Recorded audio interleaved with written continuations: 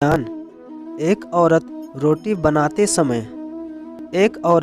रोटी बनाते बनाते ओम भगवते वासुदेवाय नमः का जाप कर रही थी।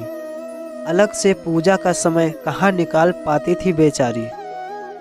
तो बस काम करते करते ही एकाएक धड़ाम से जोरों की आवाज़ हुई और साथ में दर्दनाक चीख।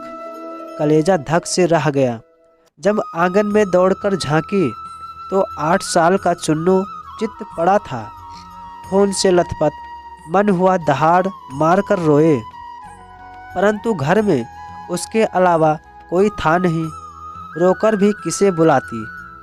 फिर चुन्नू को संभालना भी तो था। दौड़कर नीचे गई तो देखा चुन्नू आधी बेहोशी में माँ माँ की रट लगाए हुए है।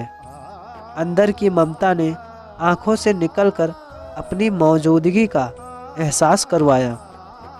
फिर 10 दिन पहले करवाए अपेंडिक्स के ऑपरेशन के बावजूद ना जाने कहां से इतनी शक्ति आ गई कि चुन्नू को गोद में उठाकर पड़ोस के नर्सिंग होम की ओर दौड़ी।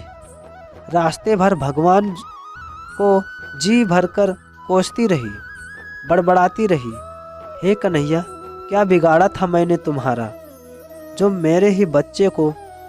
खैर डॉक्टर साहब मिल गए और समय पर इलाज होने पर चुन्नू बिल्कुल ठीक हो गया। चोटें गहरी नहीं थी, ऊपरी थी, तो कोई खास परेशानी नहीं हुई।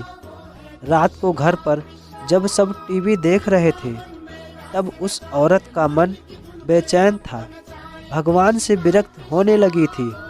एक माँ की ममता प्रभुसत्ता चुनौती दे रही थी। उसके दिमाग में एक दिन की सारी घटना चलचित्र की तरह चलने लगी। कैसे चुन्नू आंगन में गिरा कि एकाएक उसकी आत्मा सिहर उठी। कल ही तो पुराने चापाकल का पाइप का टुकड़ा आंगन से हटवाया है, ठीक उसी जगह था जहां चिंटू गिरा पड़ा था। अगर कल मिस्त्री ना आया होता तो उसका हाथ अब अपने पेट की तरफ गया, जहां टाँके अभी हरे ही थे।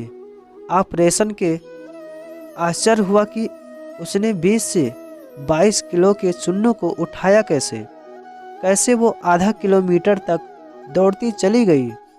फूल सा हल्का सा लग रहा था चुन्नू। वैसे तो वो कपड़ों की बाल्टी तक छत पर नहीं ले जा पाती।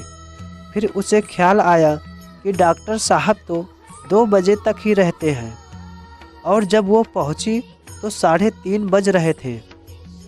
उसके जाते ही तुरंत इलाज हुआ, मानो किसी ने उन्हें रोक कर रखा था।